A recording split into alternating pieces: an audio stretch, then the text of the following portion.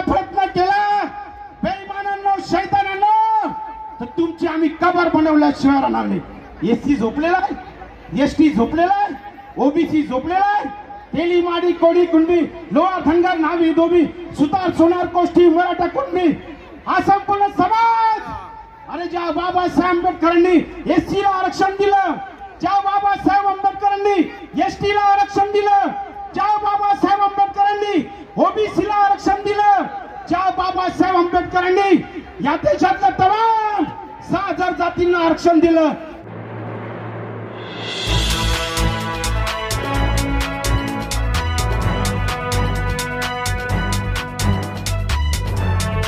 चमत्कार करण्याचं ठरवलं। अरे जगन सोडलेला नगरसेवक केल्यानंतर पुन्हा कुलदीप पुत्र आणल्यानंतर डॉक्टर बाबासाहेब आंबेडकरांचं घरावरचं नाव दिल्यानंतर अरे जर का आमच्या बाळा पवारला बाळा सोडायला सांगितलं या ठिकाणी तुम्ही नगरपालिकेमध्ये जर का पाठवलं अरे असा चमत्कार करतील चांगल्यानं तुमच्या पायावरती नमस्कार करायला लावतील रे। पण एकदा आशीर्वाद द्या तुमचा 140 कोटी जनतेला मताचा अधिकार दिला, मताचा अधिकार। टाटा बिर्ला बाटा अंबानी किर्लोस्कर नरेंद्र मोदी आमचे आमदार आमचे खासदार आमचे मंत्री करण्याचा निर्धार आजच्या या भीमशक्तीने या ठिकाणी करण्याची गरज आहे। मित्रांनो महात्मा ज्योतिबा फुलेंच्या चित्रपटाला विरोध होतो, महात्मा ज्योतिबा फुलेंचा अपमान केला जातो, छत्रपती शिवबांचा अपमान केला जातो, छत्रपती संभाजी महाराजांचा अपमान केला जातो, छत्रपती शाहू महाराज आणि आमचे उद्धार करते डॉक्टर बाबासाहेब आंबेडकरांचा अपमान केला जातो। आंबेडकर आणि आमच्या महापुरुषांचा अपमान करण्याचा प्रयत्न केला तर आम्ही भीमा कोरेगावची औलाद आहे, भीमा कोरेगावची औलाद, भीमा कोरेगावची तलवार एका हातामध्ये आमचं आहे। अरे जेव्हा जेव्हा खैरलांजी तुम्ही कराल जातीवाद्यांनो धर्मांध शक्तीच्या लोकांनो अरे आमच्या प्रियंकाचा काय दोष होता त्या प्रियंकाला तुम्ही या ठिकाणी जातीवाद्यांनो एका माणसाने नाही एका गावाने नाही संपूर्ण जिल्हा एकत्र करून खैरलांजी मध्ये खोतमांगे कुटुंबाचे तुकडे तुकडे करून टाकले। आमच्या प्रियंका ही काही राहुल गांधीची प्रियंका नव्हती, ही आमची प्रियंका खोतमांगे तिच्या तुकडे तुकडे करून तिचं रक्त सांडून तिच्यावरती बलात्कार करून तिचा खून करून तिचं संपूर्ण कुटुंब या ठिकाणी तुकडे तुकडे करण्यात आले।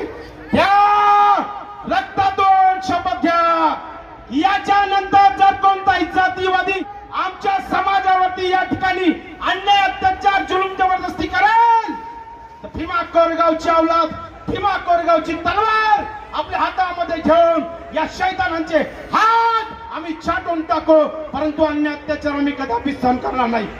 प्रयत्न केला बेईमानांनो शैतानांनो तर तुमची आम्ही कबर बनवल्याशिवाय राहणार नाही। एससी झोपलेला आहे, एसटी झोपलेला आहे, ओबीसी झोपलेला आहे, तेली माडी कोडी कुणबी लोहार धनगर नावी धोबी सुतार सोनार कोष्टी मराठा कुणबी हा संपूर्ण समाज अरे ज्या बाबासाहेब आंबेडकरांनी एससीला आरक्षण दिलं, ज्या बाबासाहेब आंबेडकरांनी एसटीला आरक्षण दिलं, ज्या बाबासाहेब आंबेडकरांनी ओबीसीला आरक्षण दिलं, ज्या बाबासाहेब आंबेडकरांनी या देशातल्या तमाम 6000 जातींना आरक्षण दिलं त्या आरक्षणवादी शक्ती एक करा।